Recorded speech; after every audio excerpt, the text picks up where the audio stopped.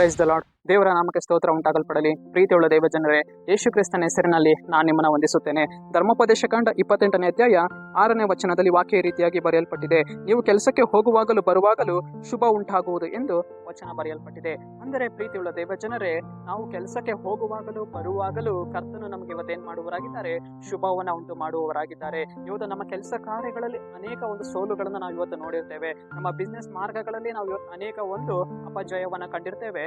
ಆದರೆ ಕರ್ತನು ಇಲ್ಲಿ ನಮ್ಮನ್ನು ನೋಡಿ ಹೇಳುವವರಾಗಿದ್ದಾರೆ, ನೀವು ಕೆಲಸಕ್ಕೆ ಹೋಗುವಾಗಲೂ ಬರುವಾಗಲೂ ನಾನೇನ್ ಮಾಡ್ತೇನೆ, ನಿಮಗೆ ಶುಭವನ್ನ ಕೊಂಡು ಬರ್ತೇನೆ. ನೀವು ಕೈಟ್ ಮಾಡುವಂತ ಎಲ್ಲಾ ಪ್ರಯಾಸಗಳನ್ನ ನಾನೇನ್ ಮಾಡ್ತೇನೆ, ಆಶೀರ್ವಾದಿಸ್ತೇನೆ. ನಿಮ್ಮ ಪುಟ್ಟಿಗಳನ್ನ, ನಿಮ್ಮ ಕೊಡವೆಗಳನ್ನ ನಾನೇನ್ ಮಾಡ್ತೇನೆ, ಆಶೀರ್ವಾದಿಸ್ತೇನೆ ಎಂದು ಕರ್ತನು ಇಲ್ಲಿ ನಮ್ಮನ್ನು ನೋಡಿ ಹೇಳುವವರಾಗಿದ್ದಾರೆ. ನಾವು ಕರ್ತನ ಸಮ್ಮುಖದಲ್ಲಿ ಕುಳಿತು ಪ್ರಾರ್ಥಿಸಬೇಕು. ಕರ್ತನೇ, ನಾನು ಕೆಲಸಕ್ಕೆ ಹೋಗುವಾಗಲೂ ಬರುವಾಗಲೂ ಸ್ವಾಮಿ ನನಗೆ ನೀನು ಶುಭವನ್ನ ಉಂಟು ಮಾಡು. ನಾನು ಕೆಲಸ ಮಾಡುವಂತ ಸ್ಥಳದಲ್ಲಿ ಸ್ವಾಮಿ ನನಗೆ ನೀನು ಶುಭವನ್ನ ಉಂಟು ಮಾಡು. ಅಲ್ಲಿರುವಂತ ಎಲ್ಲಾ ತಡೆಗಳನ್ನ ನೀನ್ ಏನ್ ಮಾಡು ದೇವ್ರೆ, ತೆಗೆದಾಕಿ ನನಗೆ ಒಂದು ಜಯವನ್ನ ಕೊಡ್ರಿ ಅಪ್ಪ.